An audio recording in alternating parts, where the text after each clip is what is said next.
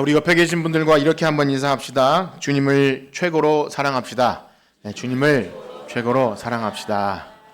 예, 묻는 것은 안 하겠습니다. 사랑하시냐고 묻는 건 제가 이따가 물어보도록 그렇게 하겠습니다. 지금 우리는요, 우리 교회는 매일 성경 순서에 따라서 요한계시록 말씀을 한 주간 살폈습니다. 벌써 9장에 이르렀는데요. 두루마리의 인이 떼어지는 일곱 나팔 재앙까지 살피고 있습니다.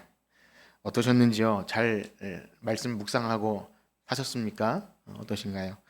사실 요한계시록을 깊이 좀 파고 들어가면 해석에 어려운 부분이 있어서 좀 그렇게 쉽진 않은 책은 맞습니다. 그렇지만 이 책의 기록 목적과 의도 그리고 전체적인 흐름을 놓치지 않고 잘 읽어 나가면 요한계시록은요 결코 우리를 두렵게 하거나 무서워하는 책이 아닙니다. 어떤 소위 이단이나 시한부 종말론자들이 말하듯 마치 어떤 표를 못 받으면 무슨 문제가 발생하듯이 그런 것이 아니라는 것.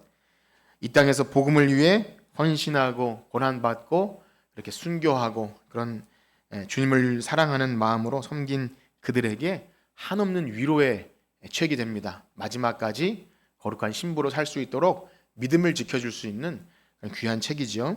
그러므로 혹 여러분들이 요한계시록을 읽다가 위로를 받는 분이라면, 그래도 눈물이 좀 흐르고 위로를 받는 분이라면 그는 진짜 복음과 함께 고난을 받아도 주님을 사랑하기에 끝까지 주님을 떠나지 않는 신실한 주님의 백성이라는 증거이므로 장차 주님을 만나 뵐 때 여러분들의 그 흘린 눈물 씻어주시고 한없는 위로와 평강을 얻게 되는 여러분들 되시길 축복합니다. 그래서 말씀을 읽으면서 두려워하지 마시고 요한계시록을 보면서 위로를 얻는 여러분.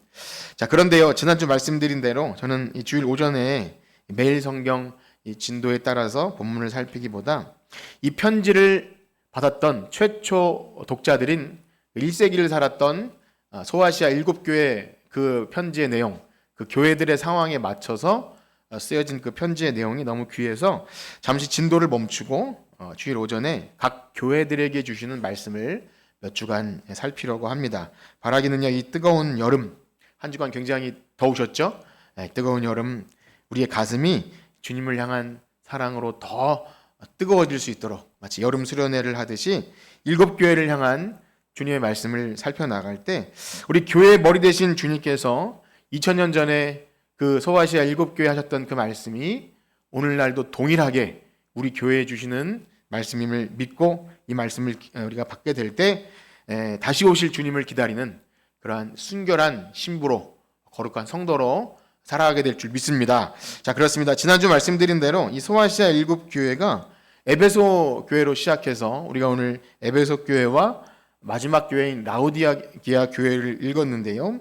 순서가 이렇습니다. 에베소, 서모나, 버가모, 두아디라, 사대, 빌라델비아. 잠시 지난주 보여드린 지도를 보여드리면 실제 있는 땅 거기에 이렇게 교회들이 있습니다. 기억나시죠? 지난주에 보셨던 건데요. 말씀드린 대로 이 편지가 전달되는 순서대로 기록된 것인가? 그렇게 해도 상관이 없지만 그 이상의 중요한 의미를 담고 있다고 말씀드렸는데요. 그것은 당시에 사도 요한을 비롯한 잘 사용하던 수사학적인 어떤 기법, 문학적인 그런 것인데요. 소위 교차대구, 카이즘이라고 하는 건데요. 그 배열을 순서를 함으로써 화자가 전하는 주제가 무엇인지를 더 입체적으로 드러내기 위한 그러한 방법임을 말씀드리면서 이런 그림을 보여드렸어요. 그래서 이 7교회가 지도상의 순서가 아니라 뭔가 드러내고자 하는 주제가 있다. 자, 이거를 모른다 해서 여러분들의 신앙에 큰 문제가 되는 것은 아닙니다. 우리는 이제까지 이것을 몰라도 신앙생활 잘 해왔고 계시록 말씀을 잘 읽고 교훈을 잘 받아왔습니다. 그럼에도 불구하고 한번 이렇게 생각해 보세요. 제가 이런 것을 여러분들에게 말씀드릴 때 여러분들 마음속에 정말 성경에 이런 것이 있었어 하면서 좀 신기해하면서 듣게 되십니까? 아니면 난 그런 복잡한 건 모르겠고 그래서 나에게 도움되는 건 뭔가 이렇게 빨리 답을 듣기를 원하시나요? 어떠신가요? 아니 뭐 둘 다 아니신가요? 뭐 어쨌든 좋습니다. 그런데 놀라운 사실은 이제 오늘 설교 가운데도 조금 말씀드리겠지만 여러분 주님을 사랑하는 성도들은 말씀을 들을 때 가슴이 뜨거워지고 주님을 더 사랑하게 됩니다. 여러분 그러신가요? 네, 말씀을 들을 때 그런가 해서 정말 하나님 말씀이 그런가? 그래서 그걸 더 알기 원하고 그 꿀보다 송이꿀보다 여러분들이 드라마 또 유튜브에서 즐겨보는 그런 것보다 비교할 수 없을 정도로 하나님 말씀이 너무 달콤하고 그래서 가슴이 뜨거워지고 주님을 더 사랑하게 되는 것 그런 은혜가 여러분들에게 있기를 축복합니다. 그렇습니다. 이건 너무 중요한 말씀이라서 드리는 거예요. 우리는 과거에 자주 불렀던 우리 이따가도 부르겠지만 주를 사랑하는 마음은 금보다 귀한 겁니다. 이것을 잘 아셔야 돼요. 우리가 말씀을 들을 때 그런 걸 확인하게 되는데요. 그런데 만약 주님에 대한 사랑이 식어지면 그가 정말 구원받은 신자라면 그 삶은 마치 이런 거예요. 사랑 없이 의무만 남아있는 사랑 없는 결혼 관계를 이어가는 것과 다름없습니다. 체면상 이혼은 못하겠고 그냥 퍽퍽한 의미 없는 삶을 살아가는 그 부부라고 생각하면 딱 맞을 거예요. 쇼윈도 부부라 하나요? 특별히 성도는요, 교회는 주님에 대한 사랑을 잃어버리면 사실상 다 잃어버린 겁니다. 주님에 대한 사랑을 잃어버리면 아무것도 남는 것이 없는 거예요. 그렇습니다. 이 계시록 7교회 순서를 이렇게 배열한 이유가 그것입니다.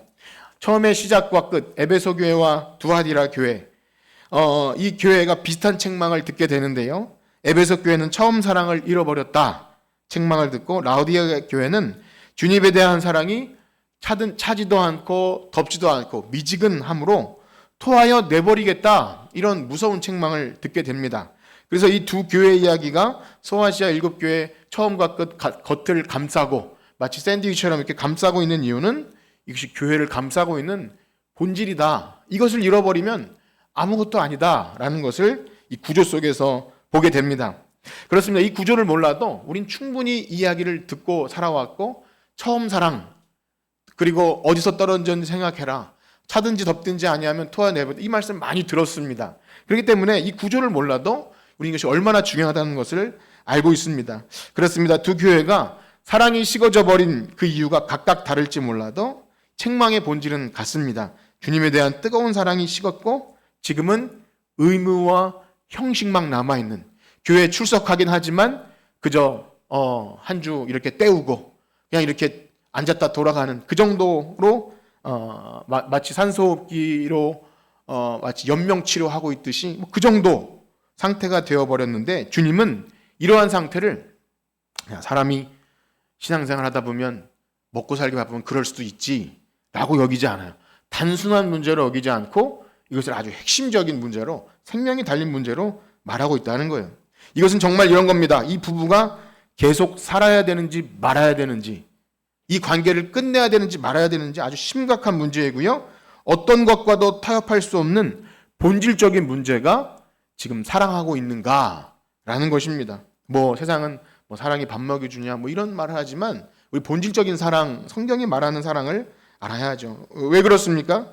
주님은요 우리를 너무나 사랑하셔서 목숨까지도 아끼지 않고 내어주셨어요. 자기 목숨을 버리면서까지 우리를 구해주셨는데 그것은 우리를 구해주시고 나서 이제 가서 네 멋대로 잘 살아라가 아니라 주님께서 너희가 내 안에 너희는 내가 너희 안에 너희가 내 안에 주님을 최고의 사랑으로 알고 그분과 영원토록 교제하며 하나님이 우리와 함께 하시다는 그 기쁨과 즐거운 교제 안에서 그 교제 속으로 우리를 부르신 거예요. 삼위 하나님의 놀라운 사랑으로 우리를 초청해 주시고 우리가 잃어버렸던 하나님과의 사랑을 회복하기 위한 그 일이 십자가에서 보이신 것입니다.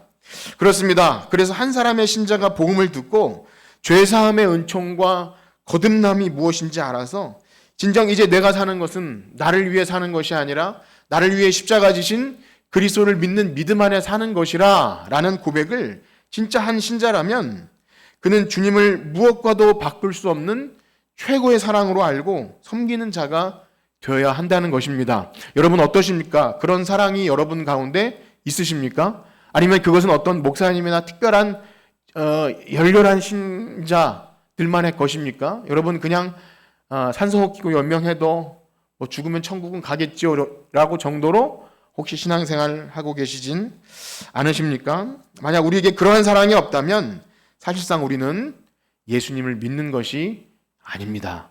주님을 사랑하지 않고는 예수님을 믿는다고 할 수 없습니다. 만약 그런데도 불구하고 믿는다고 말한다면 그것은 다른 이유가 있기 때문입니다. 그것은 조금 이따가 말씀드리겠지만 다른 이유로는 주님을 믿는다고 하면 그것은 결국 가짜인 것이죠.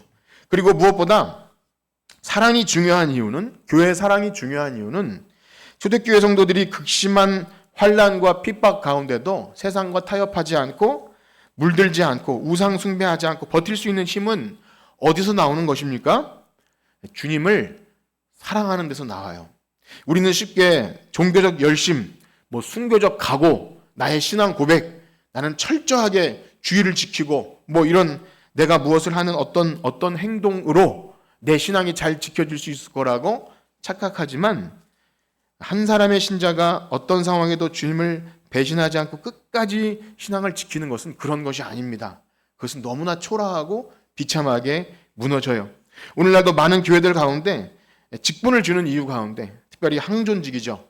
교회를 떠나지 않는 소위 장로님, 권사님, 안수집사 그거를 세우는 이유 중에 하나가 정말로 교회 충성해서라기보다 그렇게 해주면 교회를 떠나지 않을까 봐 직분도 주고 그렇게 세운다고 하더라고요. 합니다. 다 그런 건 아닙니다.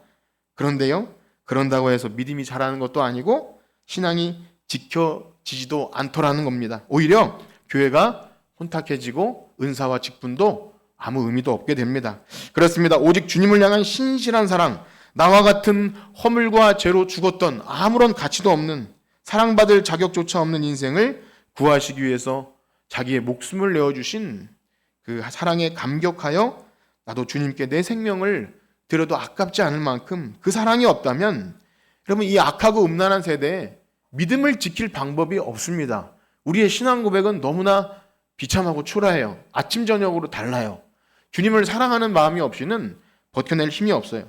그렇지 않습니까? 내 믿음도 지키지 못하는데 내가 주님을 사랑하지 않는데 아내나 남편이나 자녀에게 예수님 믿어라, 교회 다녀라, 이거 할 수 없는 일이죠. 먼저 내가 주님을 신실하게 사랑하고 있는지를 확인하셔야 됩니다. 그렇습니다. 예수님께서도 예수님을 3번이나 부인한 그 제자 있지 않습니까? 누구죠? 베드로죠.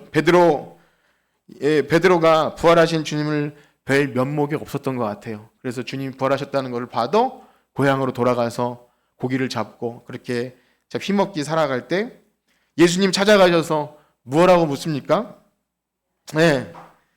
너 나에게 꼭 그랬어야 했냐? 이렇게 따지지 않아요.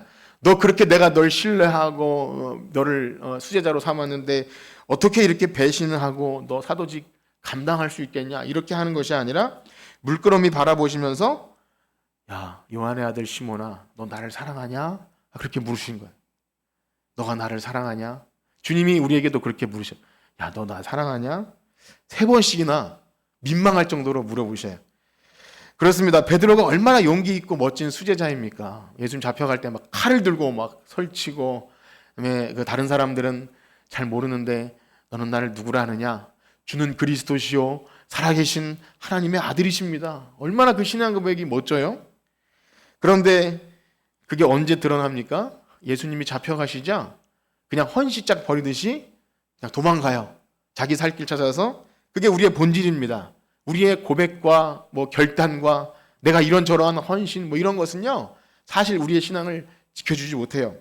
그러나 부활하신 주님께서 오셔서 네가 나를 사랑하느냐 그렇게 물으실 때 그 물음에 자신과 같은 배신자를 끝까지 포기하지 않고 오셔서 사랑을 확인하시려는 그 주님 얼굴도 제대로 쳐다보지 못했을 것 같아요. 그러면서 너무나 부끄럽고 죄송하고 쥐구멍이라도 있으면 들어갈 그럴 판이지만 주님, 내가 주님을 사랑하는 줄 주님께서 아십니다. 그렇게 고백할 때 주님은 너무나 기뻐하면서 베드로야, 내 양을 먹여라. 그렇게 해서 그의 사명을 부르듯 다시 일으켜 주신 것입니다. 그렇습니다. 그 주님의 사랑, 베드로도요. 그래서 그 주님의 사랑에 너무 감격해서 나중에 그렇게 전해집니다. 그도 십자가에서 죽는데 거꾸로, 나는 주님처럼 올바로 달릴 자격도 없습니다. 거꾸로 죽었다고 하죠. 그래서 그 주님을 사랑하는 마음으로 복음을 전하는 사도의 삶을 살면서 훗날 베드로가 편지를 보냈는데, 그도 요한처럼 초대교회 편지를 보냈는데 초대교회 성도를 향하여 이렇게 그들을 위로합니다. 우리 베드로전서 1장 7절과 8절을 한번 읽어봅시다. 베드로전서 1장 7절과 8절 시작. 너희 믿음에 너 금보다 없어질 칭찬과 영광과 존귀를 얻게 할 것임이라. 예수를 너희가 보지 못하였으나 사랑하는도다. 이제도 보지 못하나 믿고 말할 수 없는 영광스러운 즐거움으로 기뻐하나니. 아멘. 예수를 너희가 보지 못하였으나 사랑하는도다. 여러분도 예수님 보신 적 없으시죠? 네, 꿈에서 뭐 이런 하지만 우리는 아무도 보고 믿는 사람은 없습니다. 그런데 보지 못하였으나 사랑합니다. 그리고 이제도 보지 못하나 믿고 말할 수 없는 참 영광스러운 즐거움으로 기뻐합니다. 여러분, 예수님을 즐거워하고 기뻐하시나요? 하나님께 예배할 때 그 말할 수 없는 영광이 여러분들에게 예배 가운데, 삶 가운데 있으십니까? 그겁니다. 그거 아니면 불로 연단하여도 없어질 금보다 귀한 그 믿음이 있을 수 없는 것이죠. 이 베드로전서도요, 얼마나 고난 가운데 있는 성도들에게 믿음을 지키는 것에 대한 베드로의 그 귀한 칭찬인데요. 이런 거예요. 불로 연단하여도 없어질 금보다 귀한 것은 예수님을 보지 못하였으나 사랑하는도다. 사랑하는 성도 여러분, 어떠하십니까? 여러분들에게 주님을 최고로 여기시는 그러한 사랑이 있으신가요? 네, 그렇게 되기를 축복합니다. 여러분들의 예배와 지금 여러분들이 앉으셔서 듣는 말씀과 찬송과 모든 하나하나 행동 가운데 주님을 진실되게 사랑함으로 한다면, 좀 부족해도, 그것이 좀 모자르고 해도 베드로에게 하셨듯이 우리 믿음을 주님이 지켜주실 거예요. 믿음도 선물이거든요. 사랑이 있어야 합니다. 그렇습니다. 놀라운 사실은요, 오늘 우리가 읽은 이 에베소 교회 그리고 라오디게아 교회 모두 사실은 주님께서 내 교회, 내가 붙들고 있는 교회라 이렇게 말씀하셔요. 책망을 하시긴 하지만 내 교회라고 하는 것은 뭐죠? 그들이 복음을 들었고 그래도 이 세상 가운데 건짐받아서 내가 이제 예수님 때문에 산다, 그런 고백이 있는 거예요. 내가 이 저 로마 황제, 또 세상의 물질과 명예, 우상, 그것이 아니라 하나님이 나의 아버지 되시고 나의 죄를 위해서 예수님이 십자가에 죽으셨다는 것을 고백한 그들입니다. 우린 결코 이 교회들을 무시할 수 없어요. 그런데 도대체 그들의 사랑을 그렇게 식어지게 만든 것이 무엇입니까? 일단 두 교회의 상황과 형편은 서로 너무나 다릅니다. 사는 지역도 달랐고 형편이 달랐어요. 먼저 에베소 교회 상황은 어떠했습니까? 에베소 교회는요, 극심한 환란이 있었고 특별히 거짓 가르침들이 너무나 많아서 바른 진리를 잘 지켰던 교회예요. 이런 교회는 흔치 않습니다. 그래서 그들은 복음을 위해서 많은 수고를 했어요. 환란이 있어도 그 바른 진리를 지키기 위해서 애쓰고 노력합니다. 우리 2장 2절과 3절을 한번 같이 읽어봅시다. 2장 2절과 3절 시작. 내가 내 행위와 수고와 악한 자들을 용납하지 아니한 것과 자칭 사도라 하는 아닌 자들을 시험하여 그의 거짓된 것을 또 내가 참고 내 이름을 위하여 견디고 게으르지 아니한 것을. 아멘. 에베소 교회가 이렇게 바른 진리의 말씀을 지키고 또 거짓 사도들을 구별해서 배격하는 일은 그 시대에 결코 쉬운 일이 아닙니다. 우리가 쉽게 에베소 교회가 처음 사랑을 버린 것에 대해서 왜 그들은 그렇게 변질됐을까, 이렇게 좀 안타깝게 여기지만, 우리는 에베소 교회가 들은 이 칭찬, 진리를 수호하고 거짓된 것들을, 바른 교훈을 지키기 위해서 애쓰고 수고한, 이 정도 따라가기 너무나 발 뒤꿈치도 따라가기 어려울 정도로 우리는 잘 진리를 좀 타협하고 지키기 어렵죠. 그렇기 때문에 혹 우리가 이 말씀을 보면서 에베소 교회가 그렇게 된 이유가, 처음 사랑 버린 이유가 그들이 너무 똑똑하고 잘난 것이 아닌가, 그렇게 잘 분별하고 그렇게 하더니 머리가 커져서 지식을 가지고 그렇게 하다 보니까 사랑이 식은 거 아닌가.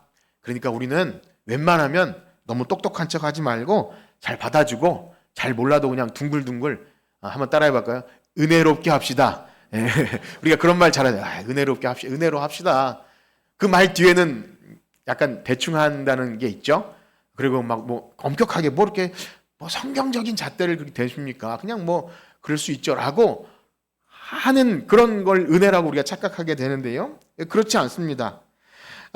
교회는요, 바른 진리를 전함과 동시에 아닌 것을 구별하는 것은 사명입니다. 예수님이 그렇게 가르쳐 주셨어요. 사도들에게 거짓 것을 잘 분별하라고 하셨어요. 만약 거짓 가르침, 이단적인 교훈을 가지고 들어왔는데 한 사람이 귀하니까, 야, 천하보다 귀한 영혼이 들어왔는데 괜히 뭐 뭘 가르치고 이것이 진리고 한다고 괜히 어려워서 교회 문턱만 높아져서 못 들어오면 어떡하나 해서 그냥 그렇게 하는 것은요, 바울이 말한 것처럼 적은 누룩이 온 덩이에 퍼지는 것처럼 그렇게 스물스물 교회가 혼탁해질 수 있고요.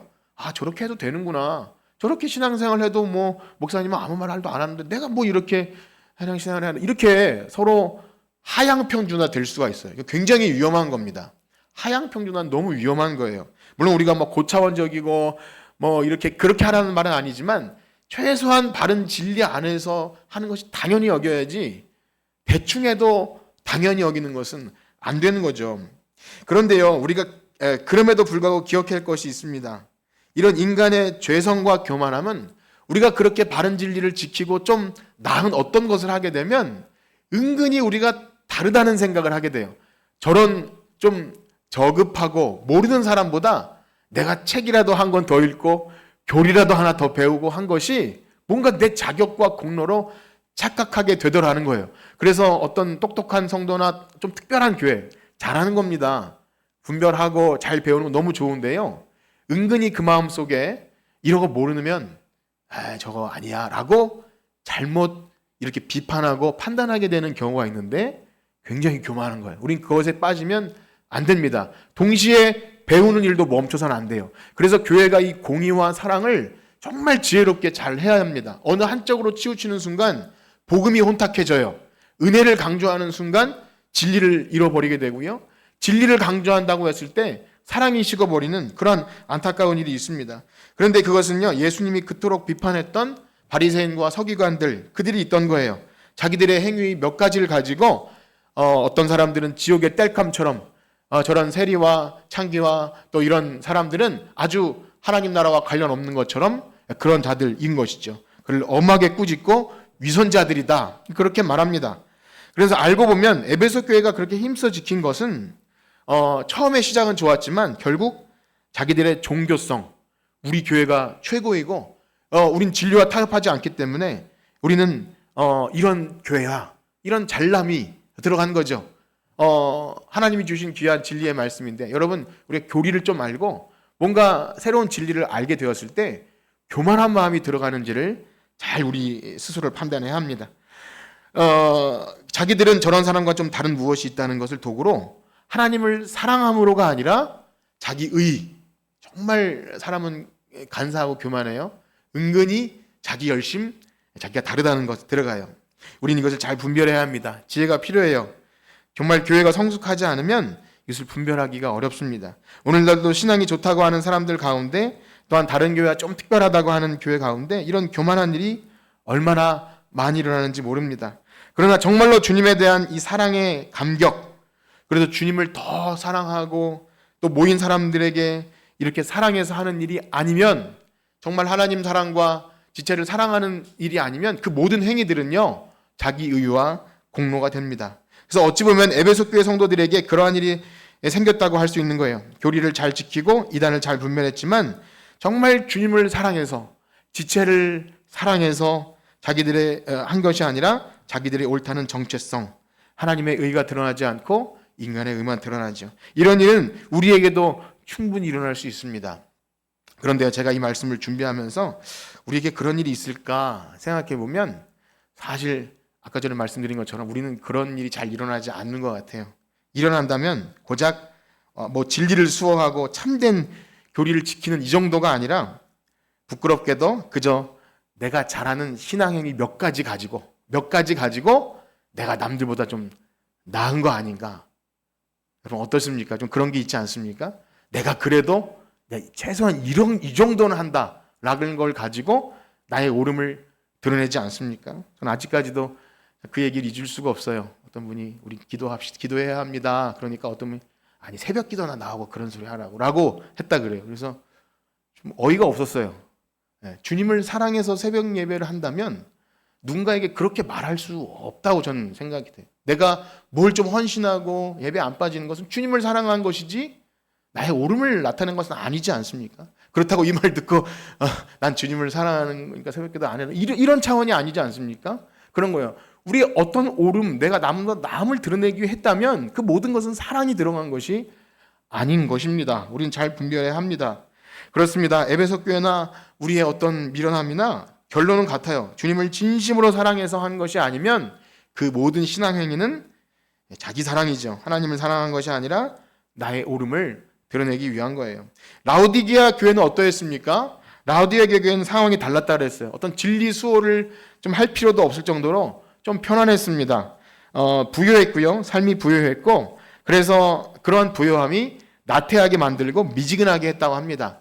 여기서 차든지 덥든지 아니한 그 배경이 제가 이 라오디게아 교회를 할 때 말씀드렸는데 그 동네 물이 부족해서 저 멀리서 뭐 히에라볼리나 이런 데서 온천수를 이렇게 수로를 만들어서 끌어오는데 거기서는 펄펄 끓는 온천수였다가 일단 거기까지 이르게 되면 한 10km 이르게 되면 이미 뜨겁지도 않고 또 미지근하니까 석회수물이 얼마나 찝찝하고 맛이 없겠습니까?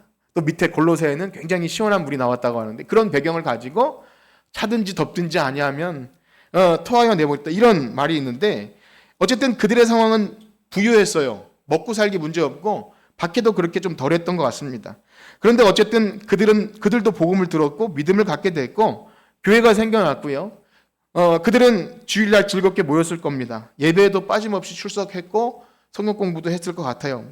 헌신도 했을 겁니다. 그런데 그들의 외적인 삶의 풍요함이 그들로 인하여 나태하게 만들었고 물질을 더 사랑하게 됐고 현실에 타협하게 되었습니다. 그래서 3장 17절에 보면 우리 한번 읽어볼까요? 3장 17절 시작. 내가 말하기를 나는 부자라 내 곤고한 것과 가련한 것과 가난한 것과 눈먼 것과 벌거벗은 것을 알지 못하노라. 아멘. 무서운 거죠. 겉으로는 부유하지만 속에는 병들고 곤고하고 가련한 것, 가난한 것, 눈먼 것을 벌거벗은 것을 알지 못하는 벌거벗은 임금님처럼 그렇게 자신의 영적으로 병들어 있는 상태를 자각하지 못하는 것은 너무 위험합니다. 그런데 여기선 문제가 겉으로 부유했기 때문이죠. 신앙생활 잘했더니 그래도 하나님께서 이런 좋은 거 주셨어. 주실 수 있습니다. 그러나 그것이 우리의 마음을 식어져 버리게 한다면 그것은 하나님이 주신 것이 아닙니다. 그렇습니다. 문제는 그들이 영적으로 병들어 가는데도 그런 상태를 자각하지 못하고 스스로 괜찮은 신앙인인 척 그렇게 스스로를 안유한 거죠. 그렇습니다. 사랑하는 성도 여러분, 기독교인이 물질적으로 가난해야 한다는 말씀을 드리는 것은 아닙니다. 그러나 우리는 분명히 기억해야 합니다.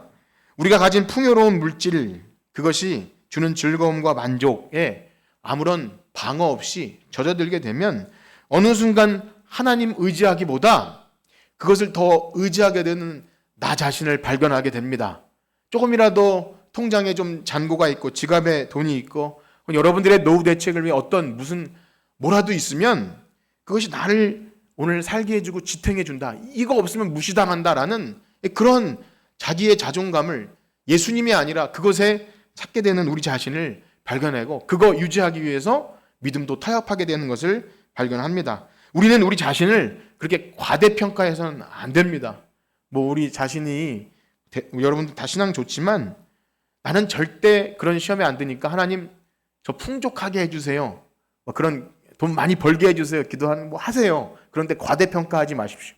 그거 가지고 내 신앙이 식어버리지 않도록 하나님이 적절히 주실 수 있도록 우리 지혜롭게 기도해야 합니다. 놀라운 사실은요, 우리가 이 소아시아 7교회 부분을 살피고 있지만 뒤에 보면 우리가 최근까지 읽은 말씀을 보면요, 이 땅에 임할 심판을 미리 말씀해 주시는데 그 인이 떼어지고 두루마리의 인이 떼어지고 나팔이 불려지면서 하나님이 이 땅에 심판을 하시는데 그 심판의 양상을 보면 먼저 건드리는 것이 사람들이 의지했던 거예요.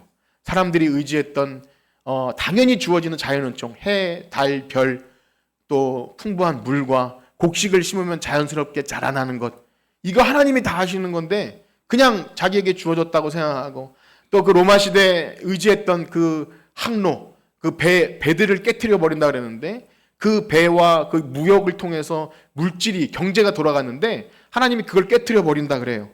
하나님께서 그런 것들을 차례차례 걷어가셔요.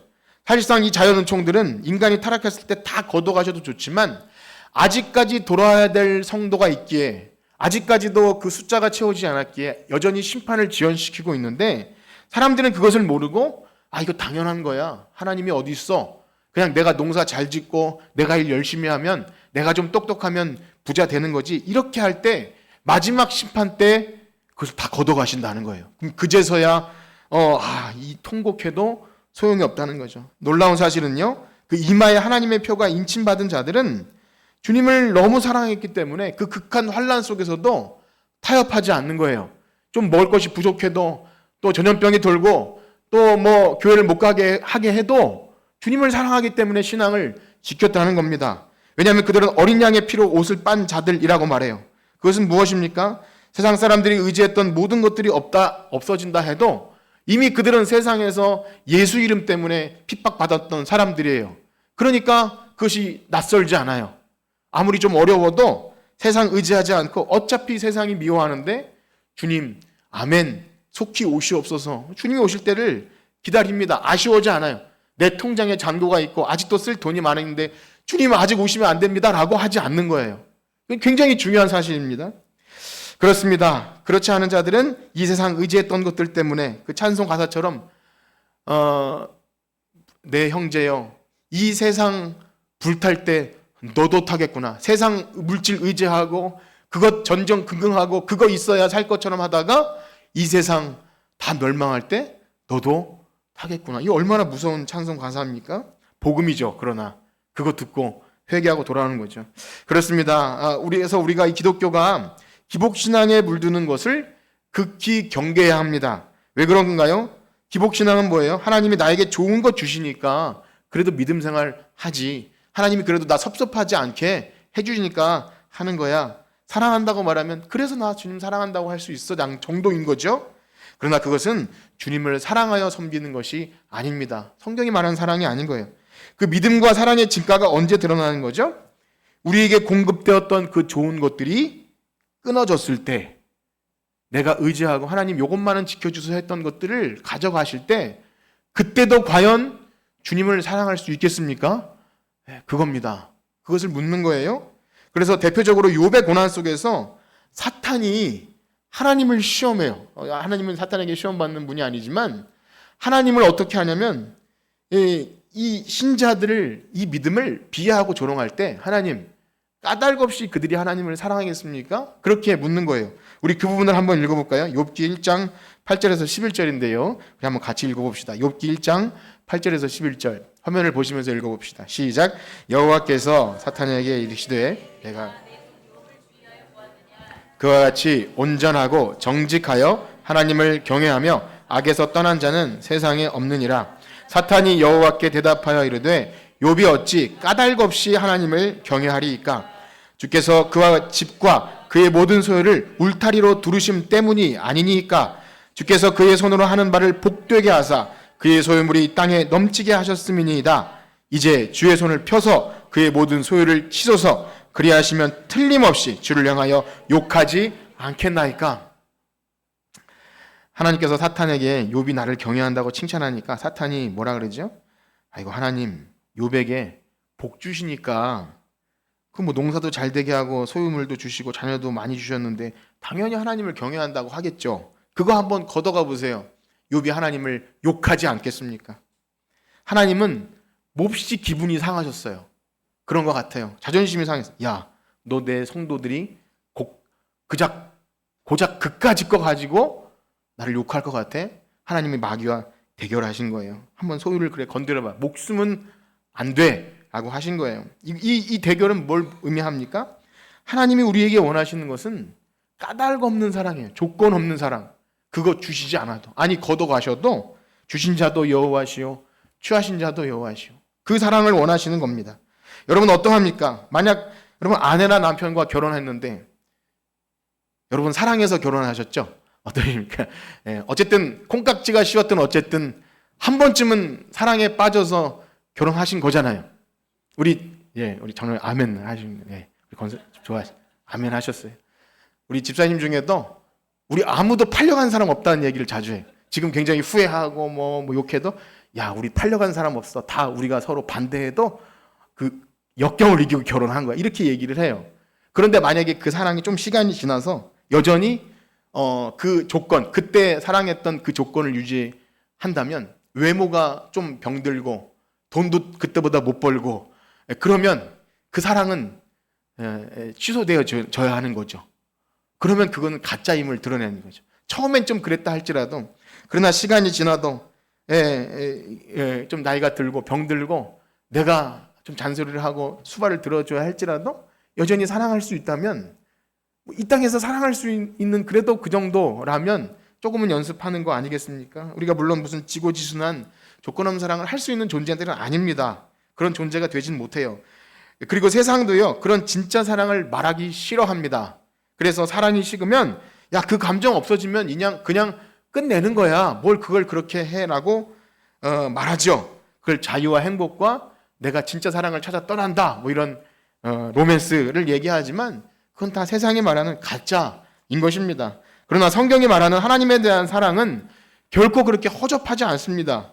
정말이지 그 무엇과도 바꿀 수 없는 최고의 사랑. 그래서 세상에 어떤 값진 보화를 준다 해도, 아니 내가 의지하고 누려왔던 것들을 빼앗아 간다 해도 나를 사랑하셔서 아들을 내어주신 그 하나님 아버지와 나를 위하여 십자가 지신 주님에 대한 사랑을 결코 버릴 수 없는 그 사랑을 소유한 것이 우리의 믿음이 되어야 할 줄 믿습니다. 그렇습니다. 참되게 복음을 듣고 성령께서 하나님의 사랑을 부어주심을 경험한 사람들은요, 전에 그가 어떤 사람이든지 친절하지 못했거나 좀 센스가 없거나 사랑한다는 말도 못하는 무뚝뚝한 그런 무미건조한 아저씨 같은 사람이라 할지라도 정말 상상하지도 못할 놀라운 변화가 일어납니다. 보이지 않는 하나님을 사랑하게 돼서 하나님을 사랑하고 때로는 울게도 되고, 감정이 격해져서 그분을 위해서 내 마음이 완전히 사로잡혀서 내가 주님을 위해 무엇을 할 수 있을까? 무뚝뚝한 아저씨가 뭐 에스트로겐이 많아져서 그렇게 된 것이 아니에요. 요즘에 에겐남이라 그래서 무뚝뚝한 아저씨가 에스트로겐이 많아져서 눈물도 많아지고 신앙이 좋아지는 게 아니라, 전혀 사랑한다는 말도 못할 것 같은 그런 사람도 하나님의 성령이 나에게 부어주심을 경험하면 눈물이 나는 거예요. 부끄러워도 울고, 주님을 위해 내가 무엇을 할 수 있을까? 그렇게 됩니다. 그리고 내가 추구했던 그 인생의 목적, 이거 아니면 안 될 것 같은 내 야망도 주님을 사랑하기 때문에 겸손히 내려놓기도 합니다. 그런 변화들이 있는 거예요. 그런 사랑, 죽어도 좋을 만큼 하나님의 사랑에 사로잡히게 되는 것, 그는 특별한 사람이 아니라 정말 거듭난 자라면 그 안에 그 사랑이 있는 겁니다. 그리고 찬송가 가사처럼 85장이죠. 구주를 생각만 해도 이렇게 좋거든. 주님을 만나 뵐 때는 얼마나 좋으랴. 여러분 그 찬송할 때 진심으로 불려지십니까? 그런 사랑이 있는 거예요. 내 맘에 주여 소망되소서. 그 찬양 있지 않습니까? 낮에나 밤에나 주님 생각, 잘 때나 깰 때 함께 하소서. 이게 어떤 그런 주님을 향한 큰 사랑이 아니면 할 수 없는 노래이죠. 사랑하는 성도 여러분, 여러분들이 교회 나와서 신자가 되고 하나님 예수님을 부르며 예배 드리고 할 때 그 모든 교회 활동 안에서 주님을 깊이 사랑함으로 하고 계십니까? 그것이 없이는 우리의 신앙은 너무나 초라하고 비참하게 아무것도 아닌 일에 신앙을 버리고 흔들립니다. 주님을 사랑하는 마음도 없는데 어떻게 감격 있는 예배를 드릴 수 있으며 말씀을 들을 수 있겠습니까? 지체를 사랑하며 섬김과 나눔은 더더욱 불가능합니다. 잠깐 동안 위선으로 가식으로 인사하고 즐겁게 할 수 있지만 애매한 소리를 들어도 사랑과 수고를 멈추지 않는 그런 것은 일어날 수가 없습니다. 물론 이제 믿은 지 얼마 안 된 초신자들이나 교회 얼마 안 된 분들이야 조금 무슨 일 있어도 자기가 한 일 생색내면서 야 내가 이 교회를 나오느니 말아야 되느니 뭐 이런저런 말 할 수 있겠죠. 거듭남도 없고 주님을 사랑하는 마음도 없으면 그런 요청할 수 없는 겁니다. 그러나 한 번이라도 뜨거웠다면 주님을 사랑하여 눈물도 흘려보고 내 삶은 주님의 것입니다. 주를 위해 살겠습니다. 한 고백을 한 번이라도 한 사람이라면 주님은 그가 사랑이 식었을 때 그냥 내버려 두지 않습니다. 추상 같은 목소리로 어디서 떨어졌는지를 생각하고 회개하라. 그렇지 않으면 촛대를 옮겨버리겠다. 차든지 덮든지 아니하면 토하여 내버리겠다. 이사야에선 뭐라 그러죠? 저들이 나를 사랑하지도 않으면서 성전 마당만 밟을 뿐이다. 누가 성전 문을 닫았으면 좋겠다. 하나님이 왜 그렇게 노하시며 슬퍼하십니까? 사랑이 식어버린 은우와 그 다음에 체면만 남은 그런 예배와 종교 행위를 하나님 너무나 싫어하신다는 거예요. 교회의 본질입니다. 사랑하는 성도 여러분, 주님을 더 사랑합시다. 주님의 사랑을 뜨거워지기 바랍니다. 그러나 우리의 다짐과 구호와 노력으로 되지 않는다는 것을 너무나 잘 알아요. 그래서 인사를 시키려다 말았어요. 주님을 더 사랑합시다 하려다 말았어요. 왜 그렇습니까? 베드로처럼 우리가 그렇게 하고 싶어도 우리가 해도 되는 게 아닙니다. 신앙심이 더 뜨거워집다고 열심을 내고 무언가 구호를 외쳐도 되는 것이 아니라 어떻게 해야 되죠? 우린 주님께서 그 식어져 버린 제자들, 엠마오로 갔던 그 제자들을 향해 어떤 일을 했는지를 기억해야 합니다. 예수님이 부활했지만 그 사실을 믿지 못하고 근심하면서 고향으로 돌아가는 그 두 제자에게 부활하신 예수님이 찾아오셔서 무슨 일을 하십니까? 나라고 밝히지 않고 모세의 글과 선지자의 글을 통해서 이렇게 된 것이 바로 하나님이 보내신 예수님 이야기고 그가 이제 부활했다라는 말을 길 가는 내내 지루하게, 여러분들이 지루하게 여기는 설교처럼 계속 하신 거예요. 그럼 나중에 제자들이 뭐라 그러죠? 야, 그분이 길 가는 중에 우리에게 말씀하실 때 우리의 마음이 뜨겁지 아니하느냐. 그때서야 알게 된 거예요. 주님은 더 이상 보이지 않았어요. 부활하신 주님은 더 이상 보이지 않지만 그분을 향한 사랑이 다시 불일듯 일어나고 제자로서의 삶을 살아가게 됐더라는 것입니다. 그렇습니다. 사랑하는 성도 여러분, 주님을 향한 사랑이 혹 식어지셨습니까? 먼저 어디서 떨어졌는지를 잠잠히 생각해 보십시오. 여러분들의 기도의 내용이 그것이 되어야 합니다. 이런 것 저런 것 구하기에 앞서서 그런 걸 잘 멈춰놓고 내가 주님을 사랑함으로 구하고 있습니까? 라고 물으셔야 하고요. 라우디게아 교회처럼 안약을 사서 바르라고 하시고 흰옷을 사서 입으라고 하는 것은 다 우리의 상태를 말씀과 기도로 점검하라고 하는 거예요. 여러분들이 예배 드리는 것 안에서 말씀을 들을 때 내가 말씀을 들어도 마음이 뜨겁지 않고 사랑이 식은 상태로 몸이 건조한 신앙생활을 이어가고 있다면 깜짝 놀라고 돌아오셔야 합니다. 그리고 혼자가 아니라 교회 안에서 지체들과 이 일이 계속되어야 합니다. 말세에 모이기를 패하는 어떤 자들의 습관과 같이 하지 않고 서로 돌아보아 사랑과 선행을 격려한 일을 결코 멈춰서는 안 됩니다. 혼자 고고하게 있어서는 안 됩니다. 나 혼자 겉돌면서 완고하고 교만한 상태에서는 결코 사랑이 회복되지가 않습니다. 겸손하게 자신의 부족함을 믿음의 지체들과 나누며 기도를 요청할 때 주님은 그 사랑의 교제를 통해서 우리의 마음을 다시 뜨겁게 하시고 식어졌던 마음을 말씀으로 새롭게 하실 줄 믿습니다. 여러분들에게 그런 은혜가 있기를 축복합니다. 기도합시다. 하나님 아버지, 주님에 대한 사랑이 식어버린 것도 모르고 다른 것을 핑계하고 상황을 이유를 대며 원망했던 우리를 용서해 주십시오. 주님에 대한 사랑도 없이 종교적인 형식만, 의무만 남아있는 우리를 불쌍히 여겨 주시옵소서. 주님을 믿는다고 하지만 주님을 사랑하는 것에 대해 전혀 몰랐던 우리를 불쌍히 여겨 주시옵소서. 주님, 우리 안에 말씀으로 찾아와 주시고 성령의 능력으로 하나님의 사랑이 우리에게 부어졌다는 사실을 깨닫고 주님을 최고로 사랑하여 변함없는 사랑, 온전히 주님의 사랑에 사로잡혀 주님을 끝까지 기다리는 거룩한 성도로 신부로 살아가는 우리가 되게 하여 주시옵소서. 감사하며 예수님의 이름으로 기도드립니다. 아멘.